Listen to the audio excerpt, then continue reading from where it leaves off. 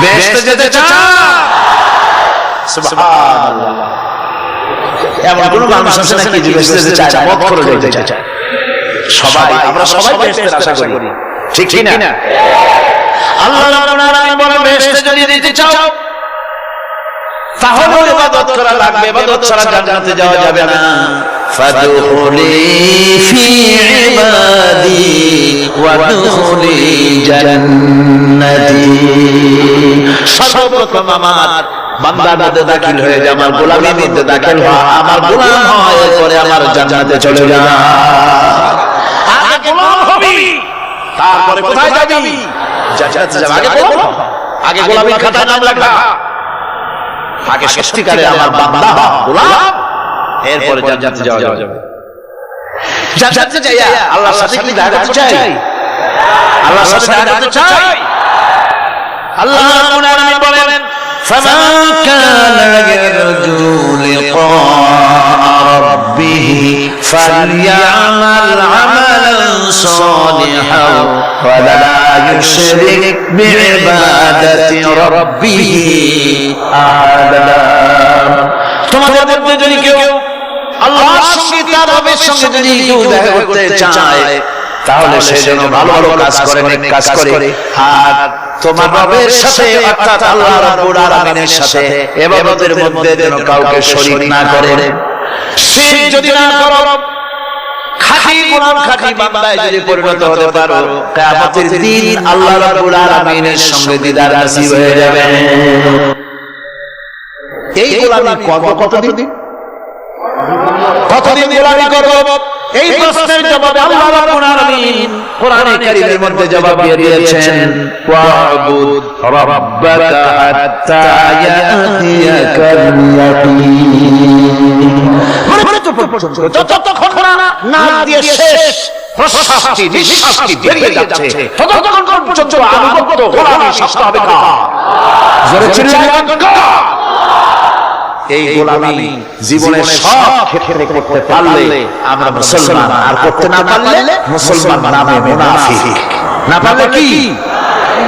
বন্ধুগণ, ইয়াকা না'বুদু পর্যন্ত বলে ওয়া ইয়াকা নাস্তাইনের কথাটা শোনাচ্ছি। সূরা ফাতিহার ভিতরে আমরা পড়ি, পড়েন আমার সাথে, ইয়াকা না'বুদু ওয়া ইয়াকা নাস্তাইন। একমাত্র তোমার গোলামি করি আর একমাত্র তোমার কাছে সাহায্য চাই। তুমি ছাড়া কারো কাছে সাহায্য? এটা কি ঠিক? এটা কি আমাদের মনের কথা, ঈমানের কথা? আল্লাহ করুন, আল্লাহ করুন, বলি আমিন। হাদিস শরীফে বলা হয়েছে ইজা সাআলতা ফাসআলিল্লাহ ওয়া ইজা ইসতাআনতা ফাসতাঈন বিল্লাহ। কিছু চাইতে হলে আল্লাহর কাছে চাও, কিছু বলতে হলে, ভিক্ষা করতে হলে আল্লাহর কাছে ভিক্ষা করো। কার কাছে ভিক্ষা করবেন? আল্লাহর কাছে বলুন। আমার বন্ধুগণ, আমি আমার ঈমান থেকে কথা বলি, আমি আমার ঈমান থেকে কথা বলি। কোরআন এবং হাদিস পড়ে যতটুকু আল্লাহ বোঝার তৌফিক দিয়েছেন সেই কথাগুলি পেশ করার জন্য চেষ্টা করি। বন্ধুগণ, এদিক ওদিক কোন দিকে না ঘুরে মসজিদে যান, মসজিদে গিয়ে নামাজ পড়েন, আর আল্লাহর কাছে হাত পেতে আল্লাহরে বলেন। সিজদা দিয়ে যখন রব্বুল আলামিনের দরবারে কিছু চাইবেন, হুজুরের কাছে জিজ্ঞেস করা হয়েছে, হুজুর বান্দা কখন আল্লাহর নিকটবর্তী হয়ে যায়? আল্লাহ নবী বলেছেন, বান্দা যখন সিজদা দেয় তখন বান্দা একেবারে আল্লাহ পাকের কাছে চলে যায়। আল্লাহর কাছে চান, যা দরকার, ছেলে নাই, মেয়ে নাই, বউ নাই, অথবা চাকরি নাই, প্রমোশন চাই, ব্যবসায় উন্নতি চাই, যা দরকার কাকে বলবেন? মনটাকে পরিষ্কার করুন, আজকে মনটাকে সাফ করুন, সমস্ত দুর্বলতা থেকে মনকে উঠায় বিশ্বাস করুন। যা চাওয়া, যা দেওয়া সবটা আল্লাহর কাছে। কার কাছে? আমি তার গোলাম। আমি কার গোলাম? আল্লাহ ছাড়া কার কাছে? আমার অভিযোগ তুলব না, সবটা বলবো আল্লাহর কাছে। বলে দেখেন, বলে দেখেন আল্লাহ পাক কিভাবে আপনাকে সাহায্য করেন। সুবহানাল্লাহ। তাই আমার আল্লাহ রাব্বুল আলামিন রাসূল করিম সাল্লাল্লাহু আলাইহি ওয়াসাল্লামকে বলেছেন ফাইদা ফারাগতা ফানসাব ওয়া ইলা রাব্বিকা ফারগাব। যখন তুমি খালি হাত হয়ে যাবে, দাঁড়িয়ে যাবে এবং তোমার রবের কাছে মিনতি জানাবে, কিছু যখন থাকবে না, তোমার রবের কাছে দাঁড়ায় যাও আর তার কাছে মিনতি জানাও, তোমাকে আল্লাহ ভরপুর করে দিবেন। ভান্ডের কোনো অভাব নাই। আমাদের ভান্ড হচ্ছে যত দেব তত কমবে, আর আল্লাহর ভান্ড যত দেয় তত সমান সমান থাকে।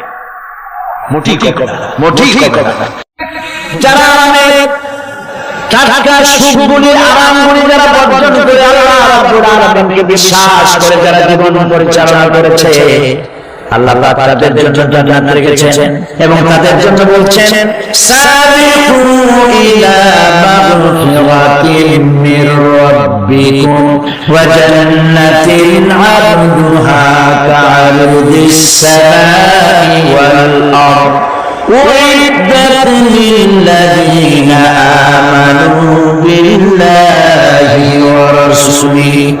আল্লাহ পাক বলেন প্রতিযোগিতা করো আল্লাহর মাগফিরাত কামনার জন্য আর জান্নাতে যাওয়ার জন্য প্রতিযোগিতা করো, আল্লাহর রহমত পাওয়ার জন্য সৎ কাজের প্রতিযোগিতা করো, তাহলে আল্লাহ রাব্বুল আলামিন তোমাদেরকে ক্ষমা করবেন আর তোমাদের জন্য এমন জান্নাত দিবেন যে জান্নাত আকাশের বিশালতার জমিনের বিশালতার মতো। এই বিরাট জান্নাত তোমাদেরকে দিবে। এই জান্নাত চিরস্থায়ী সুখ এবং শান্তি জায়গা হবে। মাসালুল জান্নাতিল লাতী উ'িদাল মুত্তাকুন ফীহা আনহারুম মিন মাইন গায়রি আসিন ওয়া আনহারুম মিন লাবানিন লাম ইয়াতাগায়্যার তা'আমুহু।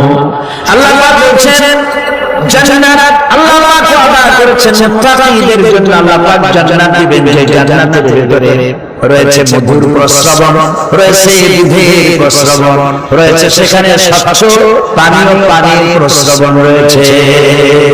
এই সুন্দর জান্নাত ঝর্ণা ধারা আল্লাহ পাক সৃষ্টি করেছেন, বাগিচা দিয়ে ভরে রয়েছেন জান্নাত।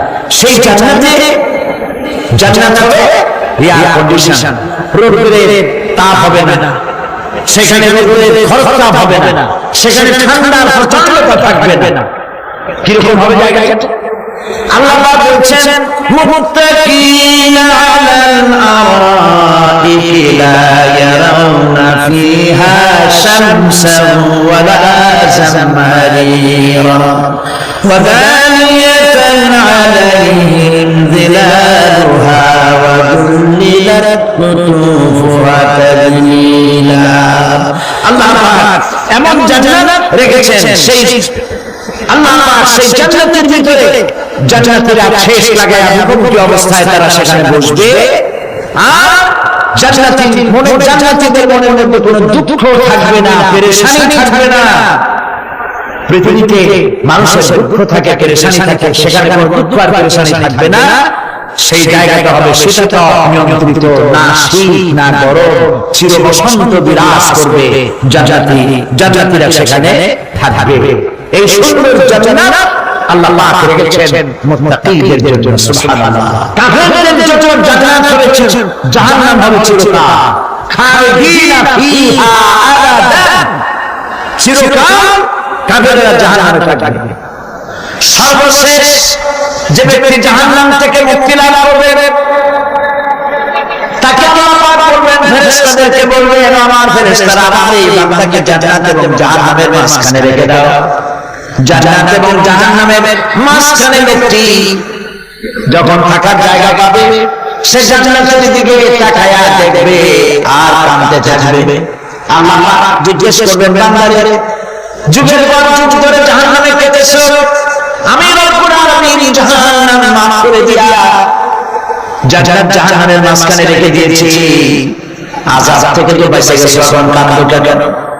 লোকটি বলল, রব্বুল আলামিন কাঁদবি এই কারণে জাহান্নাম থেকে মাফ করেছো, তোমার শুকরিয়া আদায় করি। জান্নাত তো আমার কপালে নাই, কিসমতে নাই, কিন্তু জান্নাত আমি এখান থেকে দেখতে পাচ্ছি। জান্নাতের সুবহান আমার নাকে আসতেছে, কপালে নাই যাওয়ার।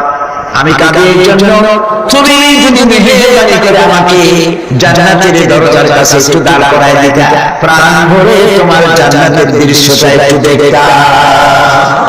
আল্লাহ পাক তার আরজি পূরণ করবেন, বলবেন যাও, ফেরেশতাদের বলবেন জান্নাতের দরজার কাছে দাঁড় করায় দাও। জান্নাতের দরজার কাছে দাঁড়িয়ে লোকটি আবার কান্না শুরু করবে। আল্লাহ পাক প্রশ্ন করবেন, আবার কাঁদো কেন? লোকটি বলবে, রব্বুল আলামিন, কান্দি এই কারণে জান্নাতের এই দরজায় দাঁড়ায়া জান্নাতের অফুরন্ত নেয়ামত কিছুই ভালো করে দেখা যায় না, শুধু অল্প জায়গা দেখি। যদি তুমি আমারে দয়া করে জান্নাতের মাঝখানে দাঁড় করায় দিতা, চতুর্দিকে তাকায়া তাকায়া দেখা করিডোরে ঠান্ডা বানাইতাম। তবে আমি অবাক করি, জান্নাতের কোনো নাজ নেয়ামত, কোনো ফল আমি খাবো না, ধরবো না, ছুঁইবো না। একটুখানি মেহেরবানি করে মাঝখানে দাঁড় করায় দাও, জান্নাতের ঠান্ডা করে। আল্লাহ রাব্বুল আলামিন ফেরেশতাদের বলবেন, আমার এই বান্দারে জান্নাতের মাঝখানে দাঁড় করায় দেন। আল্লাহর নবী বলেন, জান্নাতের মাঝখানে দাঁড়িয়ে লোকটি আগের চাইতে আরো জোরে চিৎকার মেরে কাঁদতে থাকবে। আল্লাহ পাক বলবেন, বান্দারে কি হলো তোর? দরজার কাছে আসতে চাইছিস, আইনা দিলাম। আবার এবার মাঝখানে আসতে চাইছো, তাও এনে দিয়েছি। আবার কাঁদো কেন? লোকটি বলবে, রব্বুল আলামিন, এবার কাঁদি এই জন্যে তুমি যখন দয়া করে একটিবার জান্নাতের মাঝখানে আমাকে দাঁড় করায় দিয়েছো, তুমি রহমান রহিম গফুর রহিম, এই জান্নাত থেকে আবার বাইর করে দিও না। আল্লাহ রাব্বুল আলামিন বলবেন, ও আমার বান্দারে, আমার এই জান্নাত তোর খুব পছন্দ হয়েছে নাকি? লোকটি বলবে, রব্বুল আলামিন, কলিজা ঠান্ডা হয়ে গেছে, বাবা তোর বাড়ির এই জান্নাতটা তো সুন্দর। আল্লাহ পাক বলবেন, বান্দারে, এরকম একটি নয়, দুইটা নয়, তোর জন্য আমি 10টা জান্নাতে এরকম রিজার্ভ করে রাখছি। সুবহানাল্লাহ। আল্লাহ পাককে ভয় করে পৃথিবীর সমস্ত পাপ থেকে যারা নিজেকে রক্ষা করবে, আল্লাহ তাদের জন্য এই জান্নাত রেখে দিয়েছে। সুবহানাল্লাহ। সেই জান্নাতের রিসিপশন আপনারা নামাজ করতে পারবেন না, রিসিপশন কারে কয়? কি প্রধানমন্ত্রী আর প্রেসিডেন্ট, 4-5টা কমিশনার, আর্মি আসে, একটা ফট করে শরীর ভালোবাসা শেষ হয়ে গেল। এরকম না, জান্নাতীদেরকে রিসিপশন দেওয়া হবে। জান্নাতীরা যখন আল্লাহর হুকুমে জান্নাতের দিকে যেতে লাগবে, আর যখন জান্নাতের কাছে চলে যাবে, আল্লাহ রাব্বুল আলামিন শোনায় দিচ্ছেন, হাত্তা ইযা জাউহা ফুতিহাত আবওয়াবুহা ওয়া ক্বালা লাহুম খাজানাতুহা সালামুন আলাইকুম তিবতুম ফাদখুলুহা খালিদিন। সুবহানাল্লাহ। জান্নাতীরা যখন জান্নাতে প্রবেশ করার দরজার মুখোমুখি হবে, দ্বাররক্ষীগণ তখন বলবে, সালামুন আলাইকুম, আল্লাহর শান্তি তোমাদের উপরে বর্ষিত হোক। দুনিয়ার টাটকা টাটকা সুখগুলি দুই পা দিয়ে ছেলে দিয়েছো, টাটকা সুখগুলি গ্রহণ করো নাই, হারাম খাওয়া নাই, আল্লাহ দ্বীন কায়েমের জন্য রক্ত দিয়েছো, জীবন দিয়েছো, কষ্ট করেছো, আল্লাহকে ভয় করেছো। আমাদের সালাম গ্রহণ করো, জান্নাতের মধ্যে ঢুকে যাও চিরকালের জন্য। সুবহানাল্লাহ। আর বাইরে হওয়া লাগবে না, চিরকাল এই জান্নাতের মধ্যে তোমরা বসবাস করতে পারবে। আল্লাহ রাব্বুল আলামিনের ফেরেশতারা বলে দেবেন। জান্নাতের মধ্যে আল্লাহ পাক হুরদের সঙ্গে জান্নাতীদের বিয়ের ব্যবস্থা করে দিবেন। কোরআনে কারীমে আল্লাহ পাক বলেন, মুত্তাকিনা আলা সুরুরিন মাসফুফাতিন ওয়া যাওয়াজনাহুম বিহুরিন আইন। সামনাসামনি ভাবে সাজানো সারা সারি সারি আসন সময়ের উপর তারা ঠেস লাগায় বসে থাকবে, আর আল্লাহ রাব্বুল আলামিন হুরদের সাথে জান্নাতীদের বিয়ের ব্যবস্থা করে দিবেন। যেসব হুরের সঙ্গে বিয়ে হবে তাদের আল্লাহ পাক বিবরণ দিচ্ছেন কিরকম হবে তারা। لم يطمثهن إنس ولا جان এর পূর্বে জিন এবং ইনসান এদেরকে কেউ স্পর্শ করেন কিরকম তারা كأنهن الياقوت والمرجان যেমন ঝিনুকের ভিতরে মণিমুক্তা থাকে এইভাবে আল্লাহ পাক তাদেরকে পবিত্র করে রেখেছেন আমার প্রিয় ভাইরা আল্লাহ রাব্বুল আলামিন কোরআনে কারীমের ভিতরে বলেছেন ফাবিআইয়ি আলা'i রাব্বিকুমা তুকাযযিবান জান্নাত দান করে আল্লাহ পাক এবার জান্নাতীদেরকে সম্বোধন করে বলবেন ইয়া ইবাদি লা খাউফুন আলাইকুমুল ইয়াওমা ওয়া লা আনতুম তাহজানুন হে আমার বান্দারা লা খাউফুন আলাইকুমুল ইয়াওম আজ আর কোনো ভয় নাই সুবহানাল্লাহ সুবহানাল্লাহ আজ আর কোনো ভয় নাই কোন চিন্তাও নাই আরামে এই জান্নাতের মধ্যে বসবাস করো এরপরে আল্লাহ পাক জিজ্ঞেস করবেন ও আমার জান্নাতীরা আমি যে ওয়াদা করছিলাম আমার ওয়াদা মোতাবেক সমস্ত নিয়ামত পেয়েছো তারা বলবে হ্যাঁ পেয়েছি সব নিয়ামত আপনার ওয়াদা মোতাবেক সব পেয়েছি আল্লাহ রাব্বুল আলামিন বলবেন সব পাও নাই ওয়ালাদাইনা মাজিদ আমার কাছে আরো বেশি আছে সুবহানাল্লাহ আমার কাছে আরো বেশি আছে জান্নাতীরা বুঝবে না সে আরো বেশি কি এর থেকে আর বেশি কি প্রিয় ভাই সাহেব নবী করিম সাল্লাল্লাহু আলাইহি ওয়াসাল্লাম বলেছেন জান্নাতের সুখ আর শান্তি কোন চোখ নাই যা দেখেছে যার কোন অন্তরম নাই যা কল্পনা করতে পেরেছে এই জান্নাত মুত্তাকিদের জন্য আল্লাহ রাখছেন সুবহানাল্লাহ জান্নাতীরা ভাবতেও পারবে না সেই নিয়ামতগুলি কি প্রিয় ভাই সাহেব সেই মুহূর্তে আল্লাহর নবী মুহাম্মদ রাসূলুল্লাহ সাল্লাল্লাহু আলাইহি ওয়াসাল্লাম বলবেন রব্বুল আলামিন আমার উম্মতেরা জান্নাতীরা বুঝতে পারে নাই আপনার কাছে কি নিয়ামত আরো বেশি আছে আমার এই উম্মতেরা জান্নাতীরা আপনার ওয়াদা মোতাবেক সব পেয়েছে কিন্তু একটি জিনিস এখনো তাদের কিসমতে হয় নাই সেই জিনিসটা হলো যারা তার রবকে না দেখে শুধু কোরআন আর হাদিসের কথা শুনে আরবের ঘুম হারাম করে তাহাজ্জুদের নামাজ আদায় করেছিল চোখের পানি ফেলেছিল যারা জান্নাত দেখে নাই জাহান্নাম দেখে নাই আপনাকে ভয় করে যারা জীবন পরিচালনা করেছিল যারা আপনাকে দেখে নাই না দেখে শুধু কোরআন হাদিস বিশ্বাস করে যারা অকাতরে নিজেদের জীবন বিলিয়ে দিয়েছিল এই জান্নাতীরা এখন পর্যন্ত তার রবকে দেখতে পারে নাই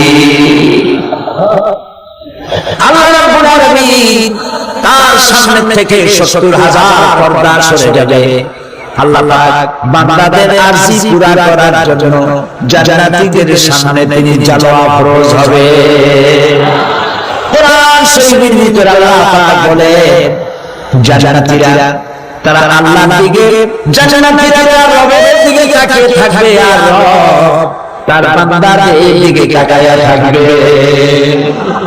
প্রাণ ভরে জান্নাতীরা রবকে দেখবে সুবহানাল্লাহ আল্লাহ পাককে দেখবে প্রাণ খুলে আজ দোয়া করি রব্বুল আলামিন জান্নাতের যেই পরিবেশে যেই জায়গায় তুমি দয়া করে তোমার গোলামদেরকে তুমি নিজে দর্শন দিবে দেখা দিবে মনে নিব ও আমাদের রব আজ এই বিশাল জনসমুদ্র নিয়ে তোমার দরবারে আবেগ ভরা কণ্ঠে তুমি যে অনুষ্ঠানকে তুমি আমার মুবারক অনুষ্ঠান করবে যেখানে তুমি জান্নাতীদেরকে দেখা দিবে ওই জান্নাতের কোন একটি ওই অনুষ্ঠানের কোন একটি কোনায় কানায় আমাদেরকে দাঁড় করে দেখা যাবে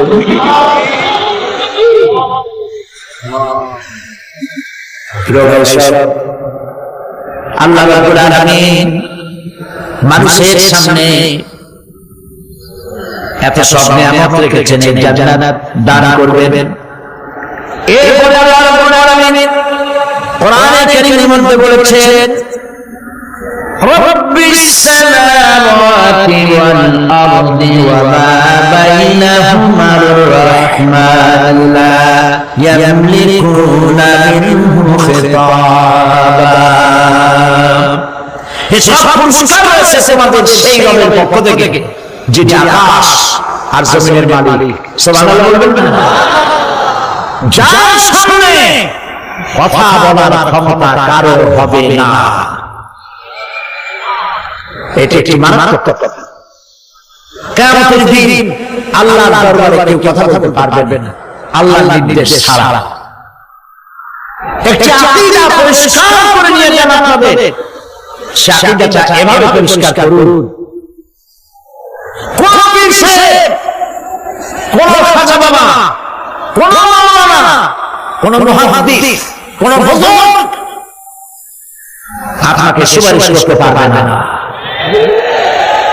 যদি না আল্লাহ পাক তাকে কথা বলার তৌফিক না দেন। মনে থাকবে এটা। আয়াতুল কুরসির ভিতরে আমরা পড়ি মান যাল্লাযী ইয়াশফাউ ইনদাহু ইল্লা বিইذনিহি। আল্লাহ পাক বলেছেন কিয়ামতের দিন আল্লাহর দরবারে কার সাহস আছে কথা বলতে পারে? মান যাল্লাযী ইয়াশফাউ ইনদাহু ইল্লা বিইذনিহি। আল্লাহর ওয়াদা ছাড়া, হুকুম ছাড়া আল্লাহর সামনে কথা বলা সেদিন কেউ থাকবে না। সুবহানাল্লাহ। কেউ কথা বলতে পারবে না। সুপারিশ করতে হবে আল্লাহ যারা বলেন তুমি করো, অমুকের জন্য করো, সেই ব্যক্তি শুধু তার জন্য করতে পারবে, আর কেউ কথা বলতে পারবে না। সেই কঠিন হাসরের ময়দান যেদিন শুধুমাত্র আল্লাহ পাক কথা বলবেন, আর যারা বলতে বলবেন সেই কেবলমাত্র বলতে পারবে। সুপারিশ এটি আল্লাহ পাক কিয়ামতে পারমিশন দিলে করা যাবে। হযরত ইব্রাহিম আলাইহিস সালাম কিয়ামতের দিন তার নিজের পিতা সম্পর্কে সুপারিশ করবেন রব্বুল আলামিন। আমার আব্বার জন্য সুপারিশ করতেছি, মেহেরবানি করে জাহান্নাম থেকে তারে আপনি রক্ষা করুন। আল্লাহ রব্বুল আলামিন বলবেন ইব্রাহিম তোমার সুপারিশ মঞ্জুর হবে না। প্রিয় ভাই সব একটু মাথা কাটার চিন্তা করেন। জাতির পিতা কে? জাতির পিতা কলিজা সাফ করে ফেলুন, মুসলমানদের জাতির পিতা হাফিজ আমিন কেউ হতে পারে না।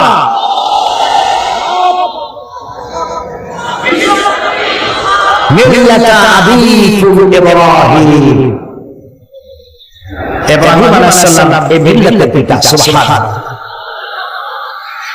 হযরত ইব্রাহিম আলাইহিস সালাম কিয়ামতের দিন বলবেন আল্লাহ আমার আব্বার জন্য সুপারিশ করছি, আল্লাহ পাক বলবেন মঞ্জুর হবে না। আসল তোমার পিতা হবে, কিন্তু আমার খলিলকে আগুনে ফেলার জন্য নবীকে সে সহযোগিতা করেছে, আমি তোমার পিতাকে ক্ষমা করব না। নবী করিম সাল্লাল্লাহু আলাইহি সাল্লামকে সাহাবায়ে কেরাম জিজ্ঞেস করেছেন, হে রাসূল আপনার আব্বা এবং আম্মার অবস্থা কি হবে? নবী করিম সাল্লাল্লাহু আলাইহি সাল্লাম কেঁদে বলেছেন, সাফ করেছেন আমি তাদের কোনো উপকারে আসব না। আল্লাহু আকবার। আপনি মনে করছেন নাকি জিয়া নবী সালাম আলাইহি বলি নবী সুপারিশ পাবেন? এত সহজ। কতগুলো রসগোল্লা খাইবেন আর বড় একটা মিছিল করলেন আর মিছিল চলে যাবেন। পৃথিবীর সব মানুষ সাহাবায়ে কেরাম দেন, পৃথিবীর সমস্ত মানুষ একত্রিত হয়ে আবু তালেব রাসূলুল্লাহকে যে ভালোবেসেছেন ওর 1000 ভাগের 1 ভাগ সারা দুনিয়ার মানুষ রাসূলুল্লাহকে ভালোবাসতে পারবে? পারবে? নিজের ছেলে আলীকে, আলী রাদিয়াল্লাহু তাআলা আনহুকে আলাদা বিছানায় শোয়া শ্রেষ্ঠ মানুষ হযরত আলী আলাদা জায়গায় রাখা মুহাম্মদুর রাসূলুল্লাহ সাল্লাল্লাহু আলাইহি ওয়াসাল্লাম এক মানুষ তার কলিজার সাথে বুকের মধ্যে আশ্রয় দিয়ে আগলে রেখেছেন উপরে। সেই আবু তালেব মৃত্যুর সময় নবী করিম সাল্লাল্লাহু আলাইহি ওয়াসাল্লাম বলেছিলেন, চাচা একটি বার আমার কানে তাওহীদের কালেমা শোনায় দেবেন। আবু তালেব তার কিসমতে ছিল না কালেমা। মরে যাওয়ার পর একজন সাহাবী বলেছিলেন, ইয়া রাসূলুল্লাহ, মৃত্যুর সময় আবু তালেবের মুখ আমি নড়তে দেখেছি, তিনি কালেমা পড়েছেন সম্ভবত। রাসূলুল্লাহ সাহেব বলেছেন, আমি শুনি নাই।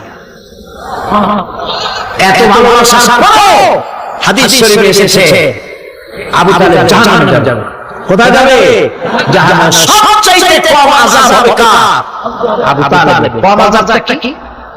হাদিস শরীফে এসেছে কম আযাব হলো জাহান্নামের আগুন দিয়ে এক জোড়া জুতা তৈরি করে আবু তালেবের পায়ে পরিয়ে দেওয়া হবে। সেই জাহান্নামের আগুনের তৈরি করা জুতার কাপে আবু তালেবের মাথার ঘিলুগুলো টকবক করে পড়তে লাগবে। এত ভালোবেসে যদি কিয়ামত উপায় না হয়, আপনি ইয়া নবী সালাম আলাইকা, ইয়া রাসূল সালাম আলাইকা আর কতগুলো জিলাপি খাইলেন, বড় একটা মিছিল করলেন। প্রিয় ভাই সাহেব, এই সব বিদআত ছাড়ুন, এগুলো সুস্পষ্ট বিদআত। রাসূলুল্লাহকে ভালোবাসবেন, সাহাবীরা যেভাবে ভালোবাসেছেন ওইভাবে ভালোবাসবেন। আল্লাহ রাব্বুল আলামিন বলেন, যালিকাল ইয়াউমুল হক ফামান শাআ আত্তাখাযা ইলা রাব্বিহি মাআবা। এই দিনটি অবশ্যই আসবে, সেদিনটি নিশ্চিতভাবে আসবে। আর এখন যার ইচ্ছা সে তার রবের দিকে অগ্রসর হোক। ইন্না আনজালনাকুম আযাবান করিবান ইয়াওমা ইয়ানজুরুল মার'উ মা কদ্দামাত ইয়াদাহু ওয়া ইয়াকুলুল কাফিরু ইয়া লাইতানি কুনতু তুরাবা। ইন্না আনজালনাকুম আযাবান করিবা, খুব নিকটবর্তী একটি আযাব সম্পর্কে আমি তোমাদেরকে সতর্ক করে দিলাম। কে বলতেছে? আল্লাহ পাক। লক্ষ্য করুন আল্লাহ কি বলছেন, খুব নিকটবর্তী একটি কঠিন শাস্তি আযাব অর্থাৎ কিয়ামত, এই সম্পর্কে আমি তোমাদেরকে সতর্ক করে দিলাম। ইয়াউমা ইয়ানজুরুল মার'উ মা কদ্দামাত ইয়াদাহু, সেদিন প্রত্যেকটি লোক যা সে পাঠিয়ে দিয়েছিল এখানে অর্থাৎ যা করেছিল সেগুলি সে দেখতে পাবে। আর তখন ওয়ায়াকুলুল কাফিরু ইয়া লাইতানি কুনতু তুরাবা। সেই কিয়ামতের ময়দানে অবস্থা দেখে কাফিররা বলবে, আহারে মানুষ না হইয়া যদি মাটি হইয়া যেতাম, যদি মাটি হতাম, যদি মানুষ না হয়ে না জন্মাতাম, আজ এই হাসরের ময়দানে এইখানে এই বিচারের মুখোমুখি হতাম না, মাটি হইলে বরং অনেক ভালো হতো। এই পৃথিবীতে আমরা এসেছি, চলে যাব, যাওয়ার আগে এই কোরআন একটি বিশাল জনগোষ্ঠী এমন বানাতে চেয়েছে যে জনগোষ্ঠী এই কোরআন দিয়ে একটি বিশাল সমাজ গড়বে, রাষ্ট্র গড়বে, এমন রাষ্ট্র গড়বে যে রাষ্ট্রে দুঃখ থাকবে না, অশান্তি থাকবে না, যেখানে সুখ থাকবে, সমৃদ্ধি থাকবে, আর কিয়ামতের দিন আমরা জান্নাতে তারা চলে যাবে। তেমন একটি সমাজকে আমরা চাই। সবাই বলেন, সেরকম একটি সমাজকে আমরা চাই। প্রিয় ভাই সব, কিয়ামতের দিন আমরা যেতে চাই জান্নাতে। কোথায় যেতে চাই বলেন? জোরে বলেন। এই জান্নাতে যাওয়ার জন্য, এই জান্নাতে যাওয়ার জন্য দুইটা কাজ করতে হবে। কয়টা কাজ?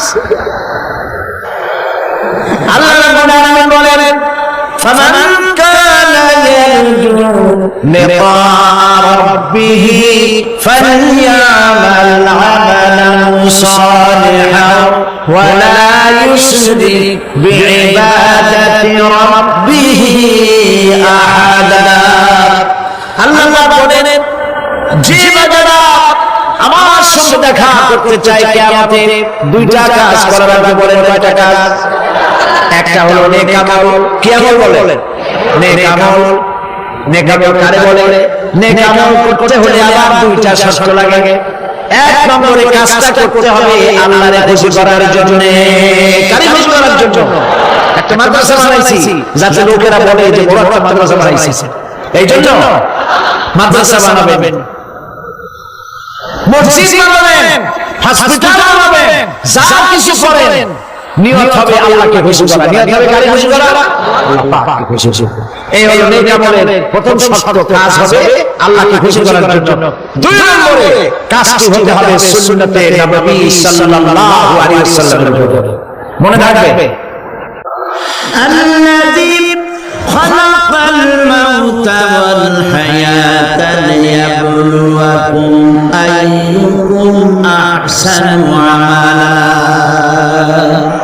আল্লাহ পাক বলছেন আমি মৃত্যু আর জীবন সৃষ্টি করেছি। কেন করেছি? লক্ষ্য করুন, লিয়াবলুয়াকুম, যাতে করে আমি তোমাদেরকে পরীক্ষা করে নিতে পারি। কিভাবে? আইয়ুকুম আহসানু আমালা, আমলের দিক থেকে, কাজের মধ্যে থেকে, ভালো কাজ এবং খারাপ কাজের মধ্যে থেকে আইয়ুকুম আহসানু আমালা, ভালো কাজের দিক থেকে তোমাদের মধ্যে কে উত্তম, কে ভালো মানুষ, এইটার পরীক্ষা নেওয়ার জন্য আমি মৃত্যু আর জন্মের সৃষ্টি করেছি। প্রিয় ভাই সাহেব, খুব লক্ষ্য করুন, জন্ম আর মৃত্যু, জন্ম হলে মৃত্যু হবে, না হবে না। এই যে একটা ডিউরেশন, একটি সময়, এই সময়টা হলো পরীক্ষার সময়। আমরা যারা পড়াশোনা করেছি, আপনারা পড়াশোনা করেছেন নিশ্চয়ই, কলেজে অথবা হাই স্কুল অথবা মাদ্রাসায় প্রতি বছর একটা করে পরীক্ষা আসে, আসলে পরীক্ষা।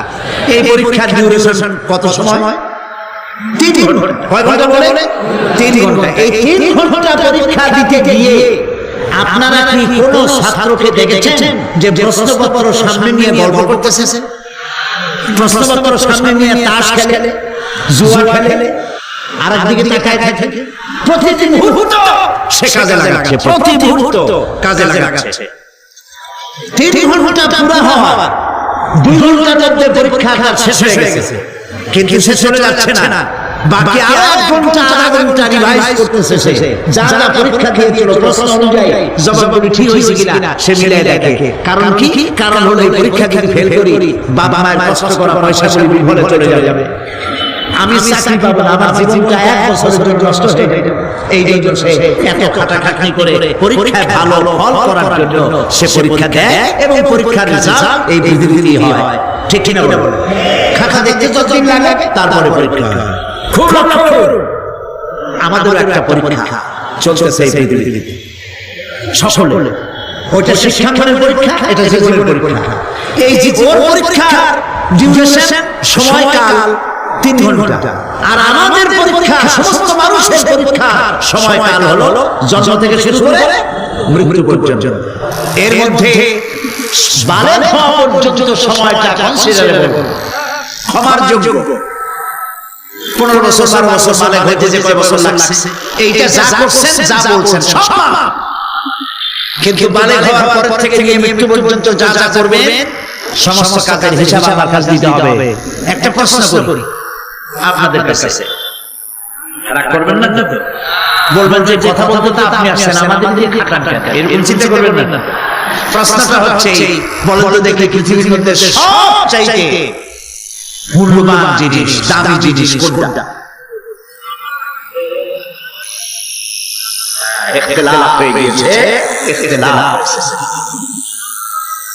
কেউ বলেছে যৌবন, কেউ বলেছে কোরআন, কেউ বলেছে ইসলাম। আর যারা বেশি বুদ্ধি রাখে তারা খামোশ, তারা কথা বলে না। কোনটা দুই কোন জ্বালা চুপ করে থাকে ভালো।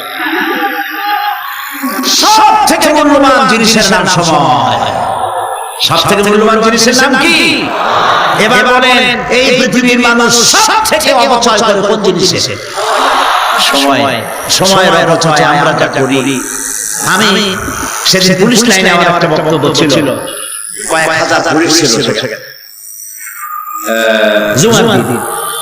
আমি বলছিলাম জুমার আগে তাদের সামনে, আজ আপনাদেরকে বলি, বাড়িতে আজকে রাতে ক্যালকুলেটর না থাকে যদি কাগজ কলম হাতে নেন, জীবনের 15 বছর সাথ দেন। এখন আপনার বয়স এখন যা, এই বয়সে প্রতিদিন ওই যৌবন প্রাপ্তির পর থেকে নিয়ে এই পর্যন্ত প্রতিদিন টেলিভিশনের সামনে নাটক দেখার জন্য, সিনেমা দেখার জন্য, ন্যাশনাল জিওগ্রাফি দেখার জন্য, ডিসকভারি দেখার জন্য, স্পোর্টস দেখার জন্য প্রতিদিন কয়েক ঘন্টা টিভির সামনে আপনি বসে। এরপরে আপনি এগুলিকে সপ্তাহে কয় ঘন্টা হয়, মাসে কয় ঘন্টা হয়, বছরে কয় ঘন্টা হয়, বয়স আসেন আপনার 50 বছর, 15 বছর বাদ দেন, 35 বছর, হিসাব করেন কয় বছর আপনি টেলিভিশনের সামনে বসেছিলেন। আমার কথা কি মাথা ঢুকছে? কয় বছর টেলিভিশন আর সিনেমা হলে বসেছিলেন? চায়ের দোকানে গল্প করতে গিয়ে, আড্ডা মারতে গিয়ে কতটা সময় নষ্ট করেছেন।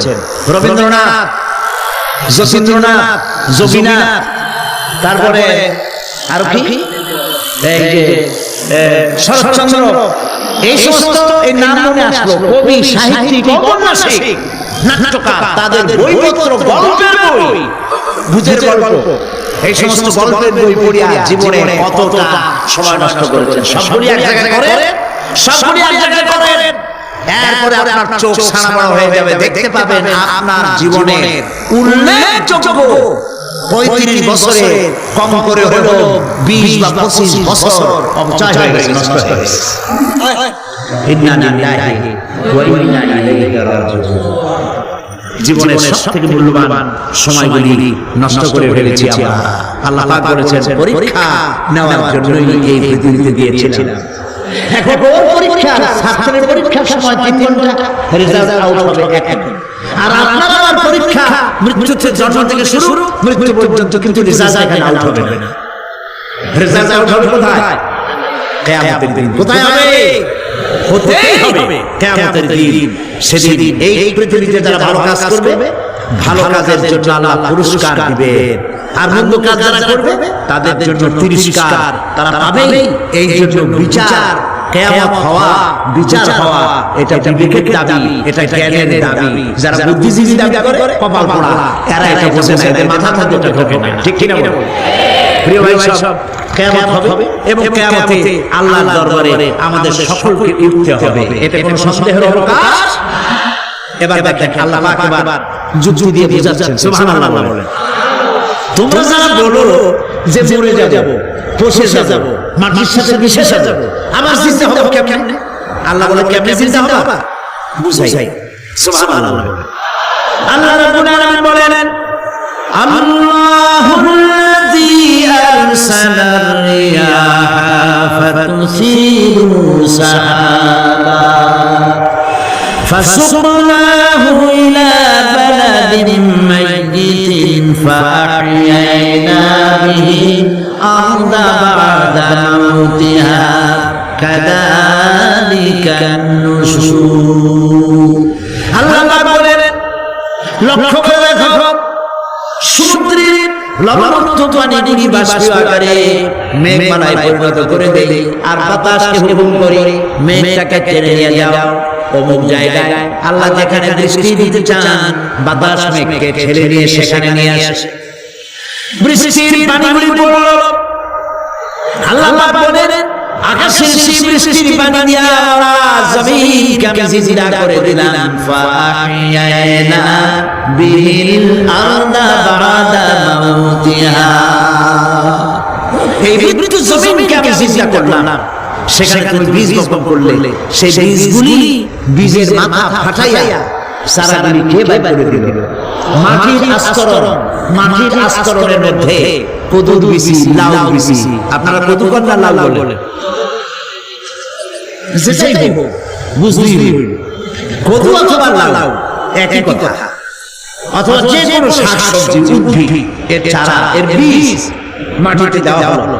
মাটিটা ফেটে চারা যে পাতা দুটো বেরিয়ে আসলো, এই পাতা কি শক্ত না নরম? তাহলে মাটিটা ফাটাইয়া পাতা দুটো বাইর করে দিল কে? সুবহানাল্লাহ। মরা জমিন থেকে, মরা জমিনে বৃষ্টির পানি দিয়ে জমিনটাকে জিন্দা করে তার ভিতর থেকে আমি এভাবে করে জিন্দা করি, উদ্ভিদগুলিকে জিন্দা করে দেই। ঠিক একইভাবে কাযালিকান নুশুর, এইভাবে করে কিয়ামতে তোমাদেরকে উঠানো হবে। সুবহানাল্লাহ। লাল শাক দেখছেন? লাল শাক খান না আপনারা? বীজগুলো ছোট ছোট বীজ ছড়ায় দেন, দেখবেন কয়েকদিনের মধ্যে মাটি থেকে সব উদ্গত হয়ে যাবে। আল্লাহ পাক এই পৃথিবীতে আমাদের সৃষ্টি করেছিলেন, কবরের মধ্যে আমরা চলে যাব। সে কবর কি, হাসর কি ইত্যাদি বলবো ইনশাআল্লাহ ধীরে ধীরে। তো মাটির ভিতর থেকে এই গাছগুলি চারাগুলি যেভাবে উদ্গত হয়, আল্লাহ পাক বলছেন এইভাবে করে আমি তোমাদেরকে জিন্দা করব, আবার উঠাবো, এতে কোনো সন্দেহ নাই। সুবহানাল্লাহ। রব্বুল আলামিন দৃষ্টান্ত দিয়ে বোঝাচ্ছেন, আলাম ইয়াকুন ফাতাম মিন মানিজিয়ুমনা সুম্মা কানা আলাকাতান ফাখালাকা ফাসাওয়া ফাজআলা মিনহু যাওজাইনি যাকারা ওয়াল উনসা। আল্লাহ পাক বলেন, মানুষকে নিকৃষ্টতম মাতৃগর্ভে নিক্ষিপ্ত এক ফোঁটা পানি ছিল না, আমি তার থেকে আকার আকৃতি দিয়ে সুগঠিত করে মানুষের আকার দান করেছি, আর মায়ের পেটের ভিতরে আমি নারী আর পুরুষ বানাইছি, কন্যা সন্তান এবং পুত্র সন্তান বানাইছি। সুবহানাল্লাহ। এখন মানুষের সাথে আমরাও পারি, এই যে ক্লোনিং সিস্টেম একটা শুরু হয়েছে, শুনছেন আপনারা? কথা না বলে বুঝি কি ক্লোনিং পদ্ধতি। এটি ক্লোনিং পদ্ধতি বিজ্ঞানীরা যারাই কাজটা করতেছে তারা বিশ্ব সভ্যতাকে বিরত করার একটি মারাত্মক কাজে তারা হাত দিয়েছে। ক্লোনিং পদ্ধতিতে যে যা কিছু তৈরি হয়, এর আগে ভেড়ার বাচ্চা হয়েছে, ছাগলের বাচ্চা বানাইছে, সেগুলি তার মায়ের মতোই হয়েছে, অথবা পিতার মতো হয়েছে। পিতার ডিএনএ নিয়ে একটা পুরুষ জাতীয় জন্তুর ডিএনএ অথবা স্ত্রী জাতীয় জন্তুর ডিএনএ নিয়ে তারপরে বিশেষ প্রক্রিয়ার মাধ্যমে সন্তান এই বাচ্চা উৎপাদনের ব্যবস্থা তারা শুরু করেছে পশু দিয়ে। এরপরে মানুষ এভাবে করা যায় কিনা সেই চিন্তা তারা করেছে। ইতিমধ্যে নাকি দুটো বাচ্চা হয়েছে, এটা সত্য না মিথ্যা এখনো যাচাই করা যায় নাই, কিন্তু পশু থেকে যেগুলো হয়েছে সবগুলো রোগ নিয়ে আসছে পৃথিবীতে। এক নম্বর কথা। দুই নম্বরে ডিএনএ এর মাধ্যমে যে মানব শিশু পয়দা হয় তার সবগুলি তার মায়ের অনুকরণে হয়, একেবারে অবিকল মায়ের চেহারা নিয়ে আসছে, অবিকল পিতার চেহারা নিয়ে আসছে। চিন্তা করুন, এই মেয়ে যখন বয়সপ্রাপ্ত হবে তখন তার পিতা কি করে বুঝবে তার বউ কোনটা আর মেয়ে কোনটা? কথা শুনতেছেন? পিতার অবিকল চেহারা নিয়ে একটা সন্তান আসলো, এখন সন্তান বড় হয়েছে, তার মা কি করে বুঝবে যে আমার স্বামী আসছে, আমার ছেলে? মানুষের এই হাজার হাজার crore crore million billion trillion মানুষ আল্লাহ পাক সৃষ্টি করেছেন এই পৃথিবীতে।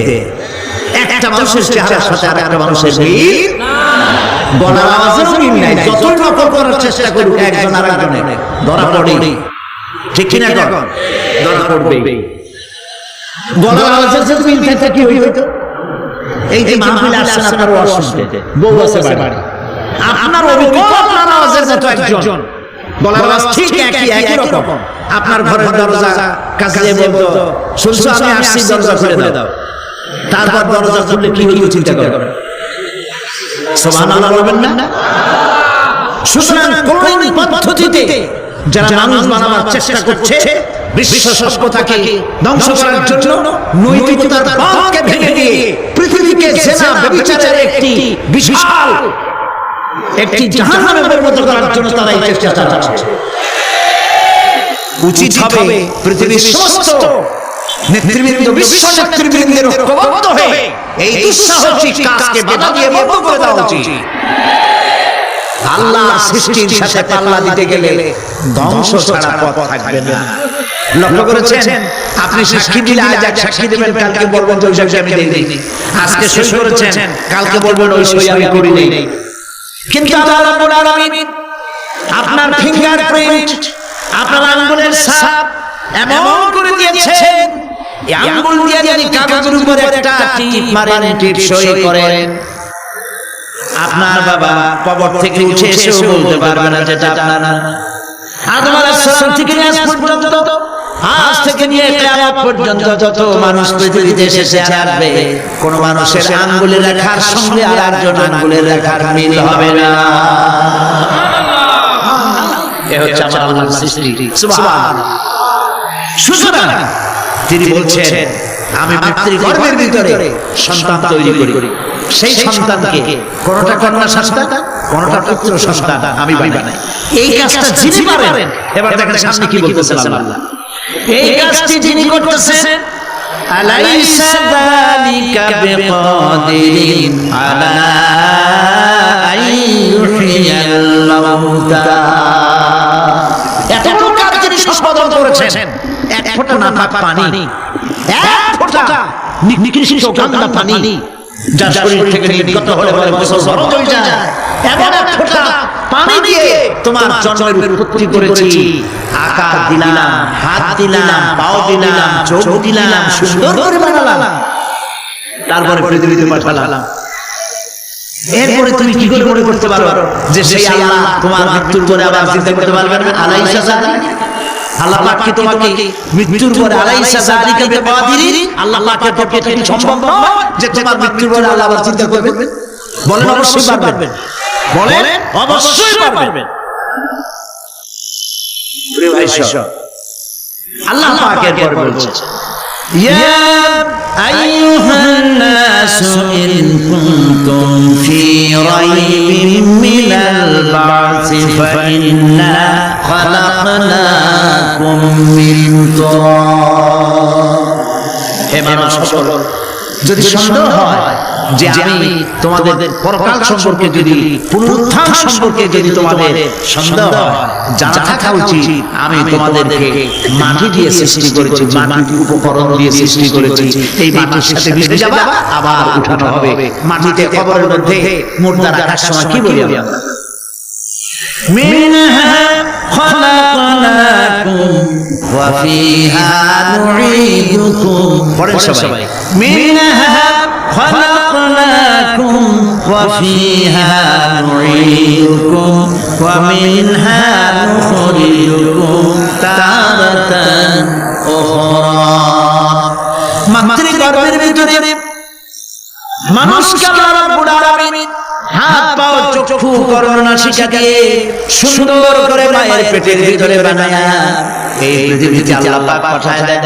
আর আল্লাহ পাক বলেন, সুম্মা নুখরিজুকুম তিফলা, বাচ্চার আকারে মায়ের পেট থেকে বের করে দিলেন। যে আল্লাহ রাব্বুল আলামিন এইভাবে করে তোমাদেরকে সৃষ্টি করে। ذلك بأن الله هو الحق। জেনে রাখো, এই সব কিছু এই জন্যই ঘটে যেহেতু আল্লাহ রাব্বুল আলামিন, আল্লাহ তাআলা মহা সত্য, তিনি যা বলেন তাও সত্য। তার কথার মধ্যে কোনো রকমের বৈপরীত্য নাই। ব্যারোমিটার যন্ত্র আছে, যে যন্ত্রের মাধ্যমে আবহাওয়া মাপা হয়। বৃষ্টি হবে কি হবে না, ঝড় হবে কি হবে না, জলোচ্ছ্বাস হবে কি হবে না, এগুলি ব্যারোমিটার যন্ত্র দিয়ে, আবহাওয়া মাপা যন্ত্র দিয়ে তারা মাপে। কিন্তু আপনারা কি কখনো শুনেছেন যে রেডিও টেলিভিশনে বলা হয়েছে সন্দ্বীপ, কুতুবদিয়া, হাতিয়া, সেন্ট মার্টিন এবং বাঁশখালী আর কি কনভেক্টর নাম, কক্সবাজার, পতেঙ্গা ইত্যাদির উপর দিয়ে 280 মাইল স্পিডে ঝড়ো হাওয়া প্রবাহিত হবে। আগামীকাল 30 ফিট উঁচু হয়ে জলোচ্ছ্বাস হবে, এরকম কথা বলে কেউ? কি বলে? হইতে পারে, হইতে পারে, বজ্রসহ বৃষ্টিপাত হতে পারে। এবার কোরআন শরীফের কোথাও আছে পরকাল হইলেও হইতে পারে, কবর আযাব এটাও হয়তো হইতে পারে, জান্নাত আর জাহান্নাম থাকতেও পারে, এরকম কথা আছে। সব কথা ডাইরেক্ট, কোন কথার ভিতরে কোন রকমের বৈপরীত্য নাই। আল্লাহ রাব্বুল আলামিন বলেছেন, ইযাস সামাউ ফাতারাত, আকাশ সমূহ যখন বিদীর্ণ হয়ে যাবে, ওয়া ইযাল কাওয়াকিবু তাতারাত, আর যখন তারকা সমূহ বিক্ষিপ্ত হয়ে পড়বে, ওয়া ইযাল কুবুরু বুসিরাত, আর যখন কবরের ভিতরে যা কিছু আছে সব উদ্গীরণ করে দেওয়া হবে। সমস্ত কথা তিনি ডাইরেক্ট যালিকা বিআন্নাল্লাহা হুয়াল হক, যেহেতু আল্লাহ মহা সত্য। ওয়া মান আসদাকু মিনাল্লাহি কিলা, আর আল্লাহর চাইতে সত্যবাদী আর কে আছে? বলেন আছে কেউ? সে আল্লাহ রাব্বুল আলামিন বলেন, এত কিছু কাজ, এত সুন্দর ব্যবস্থাপনা করে যিনি করেন, ওয়া আন্নাহু ইউহিল মাউতা ওয়া আন্নাহু আলা কুল্লি শাইইন কাদির। সে আল্লাহ রাব্বুল আলামিন তোমাদেরকে তোমাদের মৃত্যুর পরে আবার জিন্দা করবে, এতে সন্দেহ করার কোনো কারণ নাই। وأن الساعة آتية لا ريب فيها وأن الله يبعث من في القبور। আল্লাহ পাক বলছেন অবশ্যই কিয়ামত আসবে, তাকে কেউ বিন্দুমাত্র এতে কোনো সন্দেহ নাই। আর وأن الله يبعث من في القبور, আর আল্লাহ পাক অবশ্যই কবরে যা কিছু আছে সব বের করে নিয়ে আসবেন। কান্নাহু জারাদুন মুনতাশির, যেমন আপনারা দেখছেন কিনা এই যে যখন বন্যা বলে, পানি জানি যখন যে বন্যা নাকি বলে, তুফান, বন্যা ইত্যাদি যখন হওয়ার সম্ভাবনা হয়, তখন মাটি থেকে গ্রাম্য পরিবেশে দেখা যায় মাটি থেকে পোকামাকড় গুলিয়ে বের হতে থাকে। দেখছেন না? আপনারা দেখছেন কিনা? পাখাওয়ালা পিঁপড়াগুলি এইভাবে সব উঠতে থাকে, কান্নাহুম জারাদুন মুনতাশির। এইভাবে করে পোকামাকড় পতঙ্গগুলি যেভাবে মাটি থেকে উদ্গত হতে থাকে, সমস্ত কবরগুলি থেকে মানুষগুলি এইভাবে উদ্গত হয়ে যাবে। তবে হ্যাঁ, আপনারা একটা প্রশ্ন করতে পারেন যে কবর দিয়ে সব উঠবে, কিন্তু যে মানুষের পাকে খাইছে তার কি হবে? যে মানুষ আগুনে পুড়ে গেছে তার কি হবে? যে নদীর মধ্যে ডুবে গেছে তার কি হবে? যে ঘুমের পেটে চলে গেছে তার কি হবে? এরকম একটা প্রশ্ন আপনারা করতে পারেন। কবর কাকে বলে সেটা আমাদের জানতে হবে। কবর শুধু মাটির গর্তটাকে কবর বলা হয় না, এটা আলামে বারজাখ, এটা পর্দা, এটা জবনিকা। মৃত্যুর পরে জীবনটাই হলো আলামে আখিরাত পর্যন্ত যাইতে যে দিনটা লাগে, যে একটি সময় আছে, এই সময়টার নামটাই হলো কবর। সেটা গর্তের মধ্যে হইতে পারে, মাটির মধ্যে, সেটা বাঘের পেটে হতে পারে, সেটা কুমিরের পেটে হতে পারে, সেটা পানিতে পচে যেতে পারে, এটা কোনো বিষয় না। আল্লাহ পাক উঠাতে চাইবেন এবং সমস্ত কিছুকে কিয়ামতের দিন আল্লাহ রাব্বুল আলামিন তার দরবারে হাজির করবে। তাহলে আমরা বুঝতে পারলাম যে কিয়ামত যে হবে এই ব্যাপারে কোনো সন্দেহের অবকাশ। এখন ওই কিয়ামতের দিন আল্লাহ রাব্বুল আলামিন আমাদের বিচার নেবেন, হিসাব করবেন। দুনিয়ায় যে পরীক্ষা দিয়েছিলাম, এই পরীক্ষায় যদি কেউ একবার ফেল করে, আরেকবার পরীক্ষা দিয়ে পাস করার সুযোগ আছে, আরো একবার যদি ফেল করে আবার পরীক্ষা দিয়ে পাস করার সুযোগ আছে। 10 বার পরীক্ষা দিবেন, 10 বার ফেল করবেন, 100 বার পরীক্ষা দিবেন, 100 বার ফেল করবেন, তারপরেও আবার পরীক্ষা দেওয়ার সুযোগ আছে। কিন্তু কিয়ামতের ময়দানে যদি কোনো মানুষ তার জীবনের পরীক্ষায় যদি ফেল করে, দ্বিতীয়বার পরীক্ষা দিয়ে পাস করার আর কোনো সুযোগ নাই। এই পৃথিবীতে জজ কোর্টে কেউ হেরে গেল, হাইকোর্টে আপিল করার সুযোগ আছে। হাইকোর্টে যদি হেরে যায়, সুপ্রিম কোর্টে কেস করে জেতার সুযোগ আছে, আপিল করার সুযোগ আছে। সুপ্রিম কোর্টেও হেরে গেল, প্রেসিডেন্টের কাছে জীবন ভিক্ষা চাওয়া যাইতে পারে।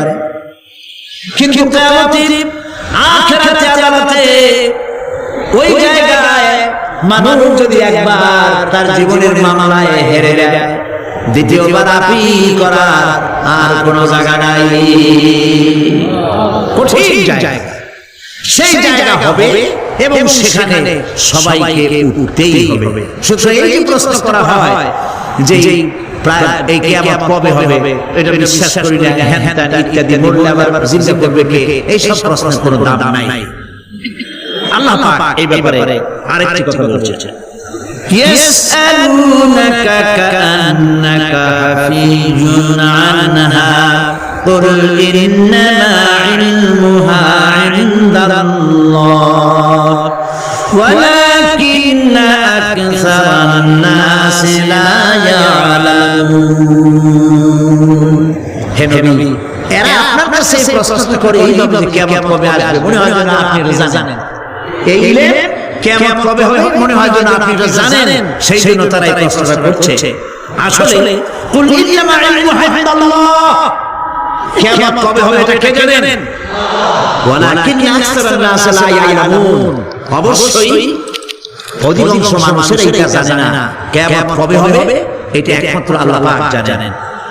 পরকালের জীবন যে হবে এতে কোনো সন্দেহ নাই, সেই ব্যাপারে আল্লাহ পাক বলছেন আআনতুম আশাদ্দু খালকান আমিস সামাউ বানাহা, তোমরা যে পুনরুত্থান সম্পর্কে অস্বীকার করো, এবার চিন্তা করো তোমারে বানানো কঠিন না ওই মহা আকাশটা বানানো কঠিন? কোনটা কঠিন বলেন না আপনারা, কোনটা কঠিন? আপনারা একটু তাকায় দেখেন তো, এই যে বিশাল প্যান্ডেল, এই প্যান্ডেলে খুঁটি আছে না নাই? আছে কিনা? কতগুলো খুঁটি গুনতে আপনার আধা ঘন্টা সময় লাগবে, ঠিক না? এই একটা প্যান্ডেল বানাতে যদি এতগুলি খুঁটি লাগে, তাহলে বিশাল আকাশে যদি এইরকম খুঁটি লাগতো আকাশটারে ঝুলায় রাখার জন্য, তাহলে চিন্তা করেন তো খুঁটির জ্বালায় গাড়ি চালানো যাইতো? আছে কোনো খুঁটি? জোরে বলেন আছে? নাই। ওই আকাশটাকে আল্লাহ পাক বলছেন আনতুম আশাদ্দু খালকান আমিস সামাউ বানাহা, তোমার বানানো কঠিন নয় বিশাল আকাশ বানানো কঠিন? কোনটা কঠিন ছিল? তো ওই আকাশটা বানানো তো আল্লাহ পাকের কাছে সহজ হয়ে গেছে। তাহলে তোমার একবার বানাইয়া যে একবার বানাতে পেরেছেন তিনি আবার চিন্তা করতে পারবেন না, এই চিন্তা কেন করো? আল্লাহ রাব্বুল আলামিন কোরআনে কারীমের ভিতরে পরিষ্কার করে বলেছেন, ওরা বলে কাফের বেঈমানরা বলে ক্বালা মাইয়ুশিল ইযামা ওয়া হিয়া রামীম, আমাদের হাড় গোড় যখন পচে যাবে গলে যাবে কে আমাদের জিজ্ঞাসা করবে? জবাবে আল্লাহ বলেন, হে নবী আপনি বলুন কুল ইউহইয়াল্লাযী আনশাহা আউওয়ালা মাররা, আপনি বলে দিন যে আল্লাহ রাব্বুল আলামিন একবার তোমাকে সৃষ্টি করেছেন, প্রথমবার তিনি সৃষ্টি করেছেন, দ্বিতীয়বার মৃত্যুর পরে আবার তিনি জিজ্ঞাসা করবেন, কেন বিশ্বাস করবেন? সুতরাং এই যে আল্লাহ পাক মানুষকে জীবন দিয়েছেন, এই জীবনের পরে মৃত্যুর পরে আবার আমাদের সকলকে উঠতে হবে এবং আল্লাহ পাকের দরবারে আমাদেরকে উপস্থিত হতে হবে। এই কথাগুলি যারা অস্বীকার করে, পরকাল যারা মানে না, তাদের সম্পর্কে আল্লাহ পাক বলছেন والذين كذبوا بآياتنا ولقاء الآخرة حبطت أعمالهم, আল্লাহ পাক বলেন যারা পরকালকে অস্বীকার করেছে, আখিরাত যারা মানে না, তাদের জিন্দেগীর সকল আমলগুলিকে আল্লাহ পাক বরবাদ করে দিবেন। পরকালের বিশ্বাসের উপরে ভিত্তি করে মানুষের চরিত্র ভালো হইতে বলেন পারে। একটা দৃষ্টান্ত দেই, একটা দৃষ্টান্ত। এই যে যারা চুরি করে, ডাকাতি করে, সন্ত্রাস করে, সন্ত্রাস করে মানুষ মারে, এখন তো আল্লাহর রহমতে সন্ত্রাস বন্ধ হয়েছে, হয় না? হয়েছে কিনা? সন্ত্রাস বন্ধ হয়েছে, আলহামদুলিল্লাহ বলে। এই সন্ত্রাসগুলি করে কি জন্য? এদের ধারণা নাই যে আল্লাহ পাক আমাদেরকে উঠাইতে পারবে, আমাদের মৃত্যু হবে, পরকালের চিন্তা নাই বলেই তারা এই কাজটা করে। সান্দাবাজি, মাস্তানি, কে আপনাকে ঠেকাবে? পুলিশের ভয় আপনি ঘুষ দিবেন না, পুলিশে দেখে ফেলবে। অথবা কোন পুলিশ মনে করলো যে আমার মধ্যে অফিসারকে দেখেন আমি ঘুষ নেই, এরা যাতে অন্যায় না করে, অফিসাররা গভর্নমেন্টের লোকেরা অন্যায় না করে, জনগণ অন্যায় না করে, সেই জন্য এন্টি করাপশন ডিপার্টমেন্ট রাখা হয়েছে, দুর্নীতি দমন বিভাগ। দুর্নীতি যাতে না করে সেই জন্য দুর্নীতি দমন বিভাগ। দুর্নীতি দমন বিভাগ যেন দুর্নীতি না করে সেই জন্য এন্টি করাপশন। এখন দুর্নীতি যাতে না হয় ওই দমন বিভাগে দুর্নীতি বন্ধ করার জন্য যারা বানানো হলো, তারাও যাতে দুর্নীতি না করে সেই জন্য এন্টি করাপশন। কত এন্টি বানানো শিখাইতে পারবেন না, ঠেকাতে পারবেন না। পুলিশ দিয়া, বিডিআর দিয়া, আর্মি দিয়া, পিটাইয়া, ঠেঙ্গাইয়া, মাইরের সাথে লুলা বানাইয়া মানুষের চরিত্র ভালো বানাইতে পারবেন না। মানুষের চরিত্র কেমনে ভালো বানানো হবে? 5 কোটি টাকা বলে যে হুজুর অমুক অফিসার খুব ভালো, টাকা পয়সা খায় না। আরে ভাই কত খায় না তাই কর, কদ্দুর হইলে খায়, এরকম লোক আছে। তবে হ্যাঁ, আল্লাহর মেহেরবানি ভালো অফিসার আছে, আলহামদুলিল্লাহ। আমাদের দেশের সব অফিসার জোরে বলেন আলহামদুলিল্লাহ। সেই জন্য রাতের আধারে কোটি কোটি টাকার অফার আসছে, কেউ দেখে না। এইখান থেকে, এই টাকা খাওয়া থেকে, অথবা জেনা করা থেকে, অথবা মদ পান করা থেকে গোল্ডেন অপরচুনিটি, সুযোগ আসছে। জেনা করা